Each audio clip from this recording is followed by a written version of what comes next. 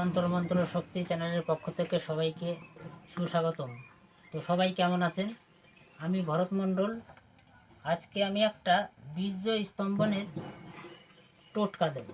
এই টোটকাটা আমি নিজের পরীক্ষিত এবং খুব পাওয়ারফুল। লাগবে হলো একটা গাছের মূল শিকড়। তা গাছটা আমি বলছি রাখাল শসা।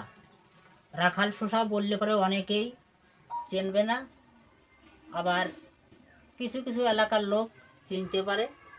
তা আমি বলে দিচ্ছি, এই গাছটা এখনই পাওয়া যায় বেশি।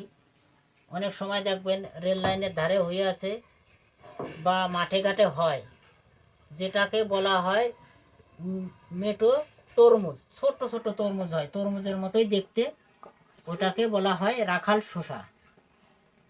ওই রাখাল শসার গাছ শনি মঙ্গলবারের দিন তুলতে হবে। মঙ্গলবারে তুললে সোমবারের দিন একটা পান, একটা সুপারি ও একটা ধূপকাঠি নিয়ে আগের দিন জাগিয়ে আসবেন। আর যদি শনিবারে তোলেন তাহলে শুক্রবারের দিন জাগাইতে হবে, পান সুপারি ও ধূপকাঠি জ্বালিয়ে জাগাইতে হবে। আর এই গাছটা তুলতে হবে হলো পুরো উলঙ্গ হয়ে।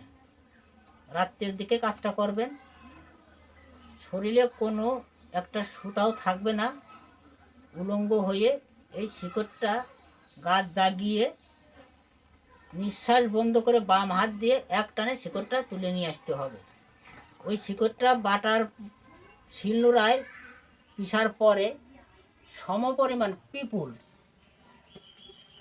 পিপুলের ফল সমপরিমাণ সেটাও বাটতে হবে। বাটার পরে তারপরে গোমূত্র, অর্থাৎ অনেকেই বলে গরুর চোনা, গোমূত্র দিয়ে সেইটা ভালো করে গোমূত্রের সঙ্গে মিশিয়ে বটিকা তৈরি করতে হবে। সে বটিকাগুলো রৌদ্র দিয়ে শুকাবেন না, সেগুলা ঘরের ছায়ায় রেখে শুকানোর পর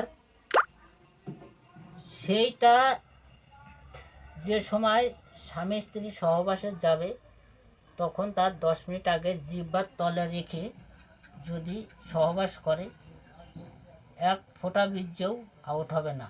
এটাকেই বলা হয় বীর্য স্তম্ভন। যদি ভিডিওটা ভালো লাগে লাইক, শেয়ার, কমেন্ট করবেন এবং বন্ধু বান্ধবদের কাছে বেশি বেশি সাবস্ক্রাইব করবেন এবং বন্ধু বান্ধবদের কাছে শেয়ার করে দেবেন। এবং মা কামাখ্যা তন্ত্রমন্ত্র শক্তি চ্যানেল আগের থেকেই আমি বলছি, আপনাদের শেখানোর জন্য এসেছি।